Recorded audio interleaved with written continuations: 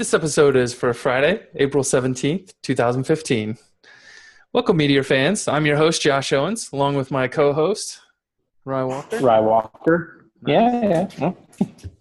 And as you can see, if you're watching this on YouTube, we have a special guest co-host with us.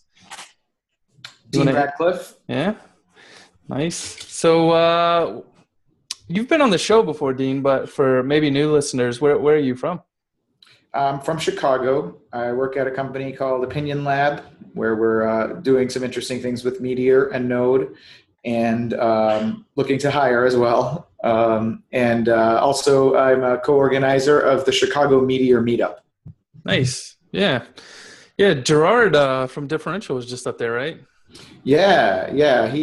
We had a very good night, despite the fact that there were tornadoes and severe weather threatening the area. People were like, he's not done yet. There's another package that integrates React and Meteor he's trying to tell us about. So nice. he was very thorough, and people enjoyed him a lot. So Gerard, love to see you there. Nice. That's awesome. All right. So this week we will be talking about this package kitchen thing. I don't know. Maybe you know a thing or two about that, Dean. Package kitchen, yeah. A Starry Night and Blaze Components. I figured since we have three people, conversations might run a little longer, so we're just going to do three stories this week. And if it's short, then sorry for you, listener. Bonus for us, right? Yeah. All right. So why don't you kick us off with talking about Package Kitchen, Dean? Yeah, all right, great.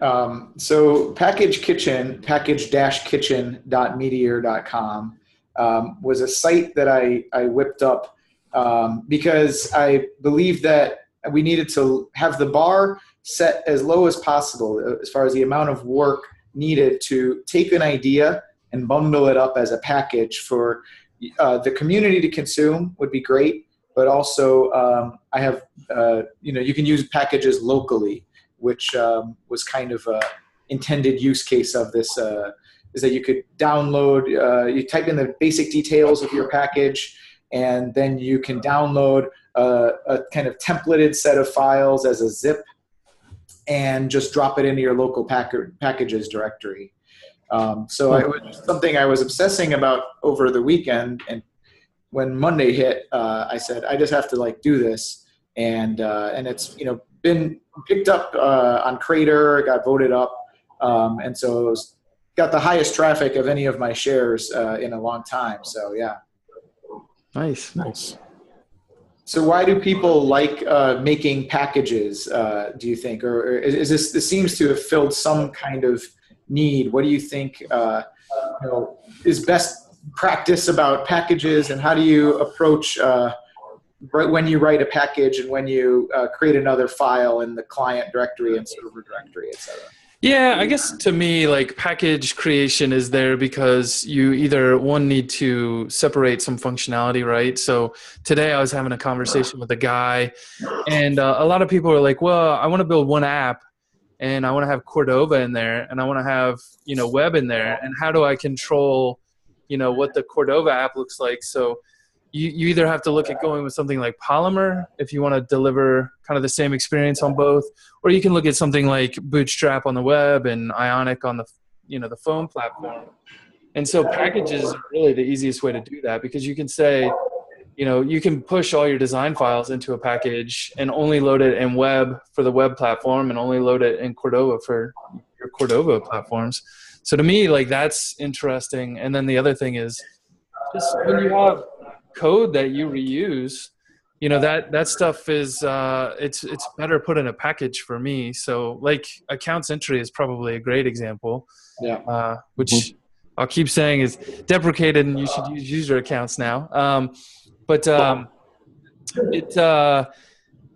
was a thing. Rye actually wrote the first iteration of it in an application, and then I needed to write something, so I just extracted his work from his app and started packaging it up and testing it and making sure it worked the way we wanted. And then the designer jumped in, and he's like, well, I want these options here. And so then it became a full-fledged thing at that point, and all of a sudden it was in 5 applications instead of 1.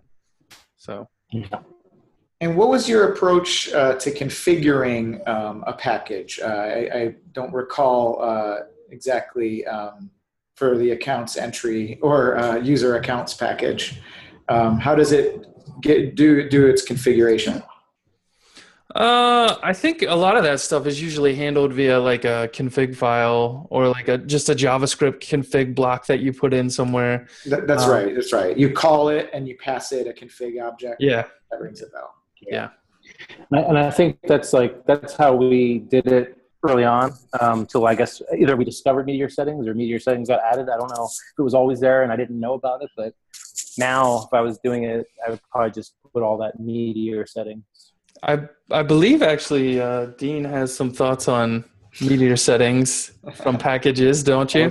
Yeah, well, you have a good memory there, Josh. But I had noticed, as a few people I've seen in the forums, one of the gripes that I find some people say when they come to Meteor is even when you have packages, there's a lot of global namespace stuff going on. I've heard that complaint levied against session variables too. Can you just session get, like just anybody, get and set? And with respect to Meteor settings and packages, yes, like a package can read Meteor settings, which I thought would be one way to configure it, is to give it access to Meteor settings, which it has already. But that's when I discovered that Meteor settings is read-write at runtime. And I was from a package from anywhere in the app. And I thought, I was already a little wigged out about the read because there's passwords and things that we put in Meteor settings. And then the write, I just thought, oh, well, that's not the intended use case anyway. It doesn't write back to the file. Why would you allow a write on the thing? So I raised it on, I think, Stack Overflow because forums hadn't been created yet.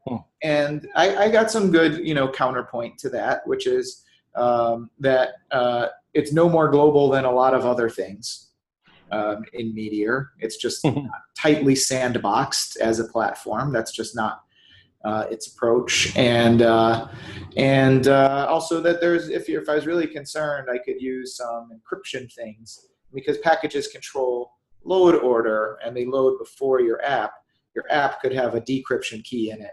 And the package at runtime could, your package would be the only one who could, get the decryption key or something. Yeah, but I mean, that doesn't feel like an awesome solution either. So I don't know. I mean, to me, I'd almost rather why not just give setting or packages access to like Meteor settings namespace that they can read and write and set, they specify that. I mean, we already have if you want to export something into the global namespace, you have to do that specifically by saying API.export. So I think you should have to say like API.settings or something. And that would make a lot of sense. Kind of like public is a reserved keyword kind of thing. Yeah. Yeah. Well, now we've said it on the podcast. Someone out there should make it true. Make it sense.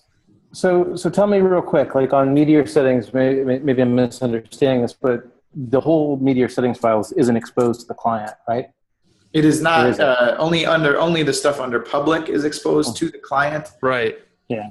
But as a package writer, I can add a file into the server environment that would read your Meteor settings and say, I could be malicious right now and go out and update accounts entry and add in a thing that looks for like common keys, like S3 keys and, Stripe keys, private keys and all that kind of stuff. And just I mean, it's not that hard to do. If you look at Telescope, Sasha's actually got a sneaky little thing in there where he's phoning home. So anytime you install Telescope, it sends a little DDP method to him saying, hey, someone's got a Telescope install running. Clever.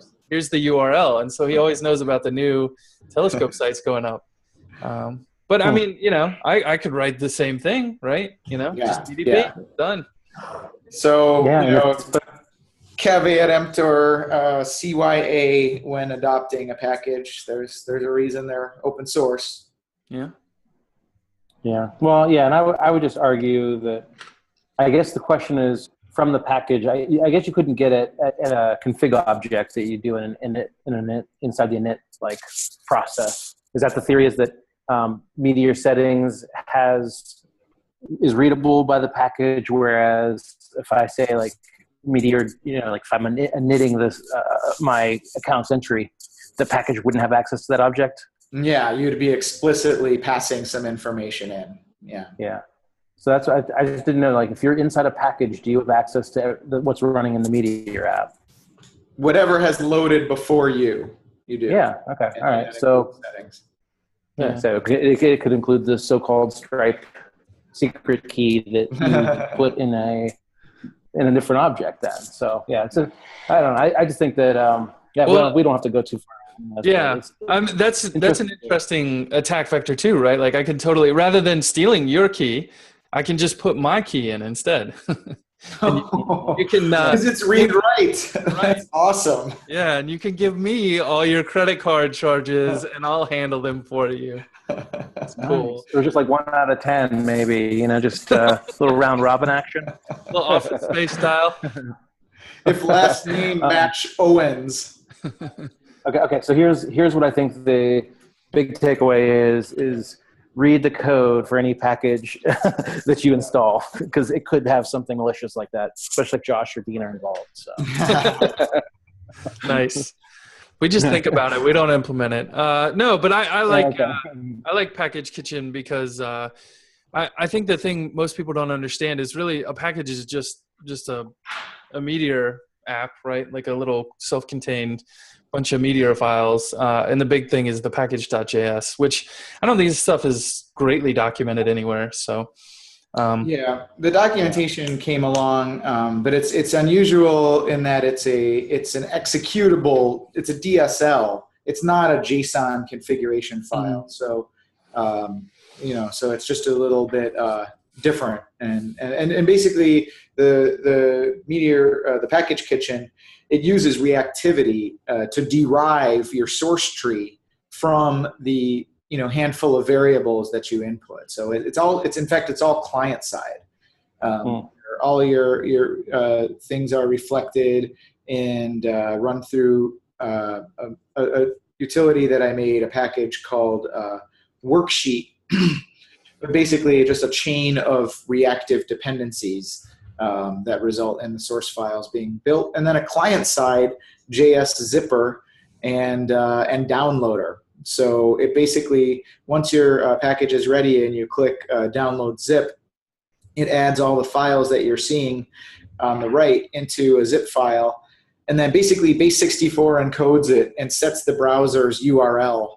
It's like a data URI, and the browser, that causes the browser to say, oh, you're downloading a zip. So it's entirely client-side. That was an interesting adventure learning along the way.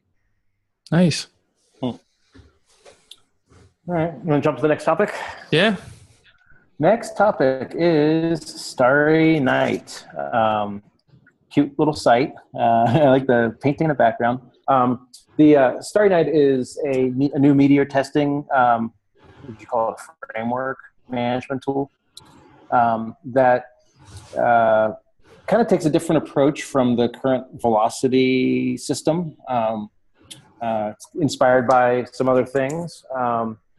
Author of this is Abigail Watson, who obviously, Starry Night is related to Night Watch, which was the package, with the testing framework she had built out prior to the velocity introduction. And looks pretty interesting. I have not tried it yet. When did this launch, Josh? Do you know when this hit? Was it last? Week? It was last week, I think, maybe. Okay, last week, yeah. So yeah, I haven't had a chance to test it out, but the idea is, it includes acceptance tests, and it kind of is leveraging TinyTest as the testing framework, which obviously MDG uses and is happy with. So I don't know. It's an interesting, I think it's important that we have to continue to have experiments in all aspects of Meteor, right? Like we can't, the framework isn't ready to be locked down just yet in all ways. And so I'm really excited to check this out and see what's going on in there. And either you guys tried it out or? I haven't. I mean, honestly, I'm more of a Cucumber guy myself, having come from Rails land and the land of Cucumber and I guess Jasmine. I mean, I still haven't done a ton of Jasmine testing, just enough to be dangerous. You know, the interesting thing to me is that this is actually like it's a full-on command line tool. Like, it's not just testing. If you look at it, she's got like a rename utility, a find and replace, a refactor utility. So, I mean, it's kind of interesting because it's like a testing thing, but then like threw everything else in with it, you know? So. Yeah. Well, I remember like back when we were getting started on Velocity, like Nightwatch just had a different view. Like she wanted to do the testing from a separate app running, right? Nightwatch is different. Nightwatch is actually built by other people. So she wanted to build Safety Harness early on, was the one she was working on. Oh, Safety Harness. Okay, yeah, Safety Harness. My bad. Yeah. And so Safety Harness. Yeah, I think that one, it was definitely like, you know, everyone was trying different approaches. Like, how do you hook into the system under test, you know, and how do you like get your testing code in there and make sure that everything's the way you want it to be, right? Because you got to deal with fixtures and all these different kinds of things. And I remember like you and I were sitting in the office with Abigail, and she was like explaining the difference between Leica and some of the other options. And I don't know, it was interesting. But then you're right, like Velocity came along and everyone kind of like agreed to head in one direction and try to figure out how to make that an awesome thing. I think go ahead. Oh, I was just going to say, like, you know, and then got the official MDG buy-in. And so like you were able to hook into the actual command line tool, which you still, I mean, outside of Velocity, no one else has really done as far as I'm aware. So like when you get Starry Night, you actually have to do like npm install as a global, and then that's the attack vector for running this. And this is similar to Meteorite in that it's an executable that runs and kind of wraps up the Meteor commands for you. Yeah. What do you think about it, Dean? Yeah, well, and that's the way that you could get started, I think, is you know, as an npm module like Meteorite did. So it's a quick way to add something to the ecosystem. I'm still not sure. I have a particular pain point that I'm hoping this addresses, but I haven't taken the time to actually execute it. I started learning about Nightwatch and Selenium as kind of prerequisite knowledge. So my pain point that I'm hoping any tool you know, gets me to is the continuous integration. You know, just running once, getting that exit code, possibly providing XML output. I'm still groping, I feel, in the dark a little bit, despite the fact that there is a lot of help out there. And I had a situation where when we were running tests inside a Docker container on an Ubuntu system, the tests wouldn't exit. They kind of hang after the last test, even though I'm familiar with the double dash test and double dash once, and I tried a bunch of stuff there. And so, you know, my impression was just that, like, if someone is starting focused on CI tooling, like the Starry Night packages, maybe some things will be, you know, kind of there from the get-go. Where Velocity really had the in-browser thing, reactive test results, got it down. You know, and that's kind of its vision. So I wonder if there's, you know, kind of two visions of the testing experience. I don't know that I'd say yes to that. So to me, I think the CI is probably the hardest part to solve when you want to do it in Meteor itself. So when you're writing your own tool, like Starry Night, right, and it's just an npm package that can kick off its own things and do what it needs to do, like she can write that the way she needs and everything will work fine. But Velocity itself is actually hooking into the Meteor build process. And so that, I think, is where some of the complication comes in, because you're dealing with the fact that you now have two groups trying to do something. And like I just made a change to the dash test stuff. You shouldn't have to tell it once. To me, the assumption is when you type dash test, it should assume that you only want it to run once and exit. And it wasn't doing that. And, it was a one-liner, right? It wasn't a hard change. But, now all of a sudden it's got to sit out there, wait to be approved, and then it's got to wait for the next release cycle before it gets into Meteor. And so I think that makes things slower or harder to kind of think about and get right. I mean, I remember spending about a week ago, not a week ago, about 2 months ago, I spent about a week just trying to get the CI server to like run and pass.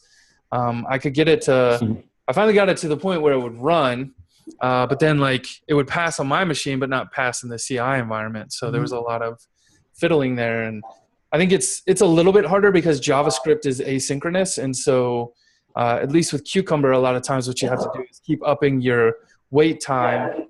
And, it's all just dependent on how fast that CI server is running your tests. Yeah. Yeah, I appreciate the complexity of how what has to go on to run your tests in the context of your app. We tried some kind of jerry-rigged approaches before Velocity had been approved, and none of them got very far. And so I'm definitely looking to the Velocity team to do some of this stuff, and maybe I'll understand it, but I'm not going to roll my own at this point. No way. Yeah. Cool. All right. The next topic. Sure. So I'm still trying to wrap my head around this topic. It's funny. I always pick the topics and I assign this one to myself. You like a challenge? Apparently I do. So I was looking at the creator list, and one of the more popular stories, we missed it last week because this actually came out 9 days ago, is the Blaze components and building reusable components for Blaze. And okay, so here he's got a tutorial site, and he says the problem is, let's say we have an input box that auto selects the text on clicking for easy changing.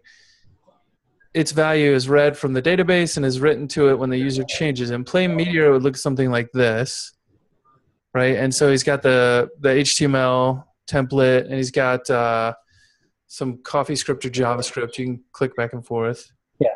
Helpers and events. Yeah. And so what if we now want same functionality on another template? Our options are either to duplicate the code, refactor the template, refactor the code instead, or create a helper class that does the same above in an organized way and also provides inheritance so we can create a modified version or extend the functionality. Yeah. Interesting. Okay. And so he's proposing instead that you can just build a component and it'll do what it needs to do and you register it. Yeah, looks like he's using ES6. Oh, he has some ES6 examples. Yeah. Yeah, because he's using like classes. He's got a Blaze component class, and you extend that with your component and then register it. Yeah. So I know React. I mean, had React fresh on the brain from last week, but like, does this resemble some existing component thing that you know of, like React or maybe ASP.NET or something? Well, I would just throw out that we're using Polymer with Meteor at User Cycle, and like we have components through that, right? But they're not Meteor components. Mm-hmm. I think this is just a symptom of like all the other frameworks have the concept of a component. Meteor still doesn't have that, and we've been talking about it for a year. Like this is a long-standing topic, and Meteor hasn't provided a model for this yet, right? I don't remember. Did they say like they want this to be a community thing, or are they still working on internal idea for what a Meteor component would be? So, I mean, I almost put the Blaze 2 proposal on here for us to talk about, but I think some of that is maybe detailed in there. But I just think that, they really want feedback from the community, and they want to build the best solution they can. And, I think no matter what, it's going to take time coming from them just because they really like to do a good job with this kind of stuff. So and that takes time. Yeah. But this package is Meteor Blaze Components. Is MTG involved in this, or is this all Meteor? Yeah, I think it's all just Meteor and pure library. Okay. Yeah. Yeah. So he's, it's a little bit of, it's like, well, how would I do it? It's moving the whole conversation forward though, which I think is good. Yeah. I'm trying to remember, is he the guy, like somebody else was talking about, maybe it's this, of being able to wrap polymer components inside of these? Do you know if that was part of this conversation? I have no idea. There's 45 comments on this thing. I actually did not read all of them. Yeah. So like, I don't remember if it was this. There's just maybe it was a different conversation around components, but yeah, I mean, basically, components is a big part of what's going to need to get resolved in 2015. I think for Meteor, I don't think the community is going to stand around and wait much longer than that before there'll be a lot of community-driven, systems out there. And it's kind of like the tricky part about this is I don't know that I would implement this, in my code because. If Meteor comes out with something official in 3 months, you're going to be tearing that out, So it'd be fun to, it's got that Blaze 2 thing needs to get moved forward. And, some statement from those guys on that would be nice. Yeah. Agreed. Yeah. It kind of reminds me of the evolution in a world I was part of years ago, the Java servlet JSP world. And, you started out with a JSP, which is kind of like a PHP, kind of big collection of everything. And then there were components that you could call into. And then sometimes they would take their configuration with angle brackets, which harkens back a little bit to Cold Fusion even. And and so this quest towards little, drop-in things that have a few configuration options. I think when you use like a WYSIWYG editor for designing HTML tables, you right-click on them and configure how many rows and columns they are. And that type of thing, every framework I've seen has gravitated towards creating one or more of these.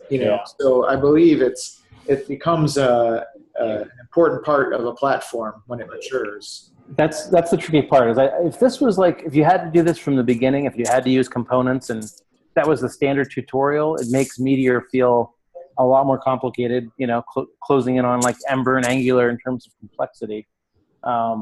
And we lose a little bit of our special secret sauce there if that happens. But at the same time, mature apps need this kind of stuff. Like we're dealing with this in our own apps, like, the lack of being able to extend a model, a UI component hurts. Once you use the same kind of concept 10 times in your code, change it, it's a big pain in the ass. So it's tricky. Yeah, I mean, it's interesting too because not only like is Meteor coming along, but also the web itself is trying to figure out like what's the best way. Because I mean, here we're talking about like Blaze components, but then there's also like capital W web components, and right. Everyone's trying to figure that out. And you see things like Polymer or Ionic, or everyone wants to know what's the best way to build this reusable bundle of HTML, CSS, and JavaScript. And nobody knows yet. Like until the browsers catch on and support something, widespread, it's all just a crapshoot, right? Yeah, it's definitely edgy. So, yeah. All right. Well, that's good stuff. No resolution on that. My hope was to solve it right here, right now. Dang it. Yeah. All right. Well, thanks for tuning in, guys. I'll mention a couple other things we didn't get to today, but there's now a reactive PostgreSQL. Maybe we'll talk about that next week. But that's kind of interesting, and I think that Meteor should hire this guy. Like, what the heck? This is he's now put out MySQL support, and now he's putting out PostgreSQL support. And wow, what's going on, MDG? Never know. Yeah. I also launched, in case you, I'm sure you guys saw it, but a new Meteor Club podcast where we do a roundtable. It's like an hour-long thing. Actually recording that one next. So launch that. You can check that out. We don't have a website up yet. We're hoping next week we'll have it up. You have an iTunes store link. Yeah. We've got an RSS feed too. But there you go. There's lean and mean, right? Yep. Yeah. I learned some things already on that show about MUP. Oh, nice. Yeah. Awesome. Well, the next one will be interesting too because we talk a lot about Cordova. So that one's in the can and ready to go. I'm just gonna post it today. And then later today, we're talking about how to build a testing culture, actually. So, yeah, like how do we shift Meteor into like a culture that is accepting and welcoming and craving testing in their applications? So, package all the things. Nice. All right, and I think that's it. Thanks to sponsor Modulus, as always. They're awesome. So I'm sure you heard the ad in the beginning. If not, check them out, modulus.io. Great hosting platform. Yeah. Thanks for joining us, Dean. Yeah. All right, good to see you guys. Talk to me. All right. This video has been a Meteor Club production. You can find out more information about Meteor Club and join the mailing list by clicking on the Meteor Club button below. If you enjoyed this video, you can also hit the subscribe button below and get more content like this. Thanks for watching.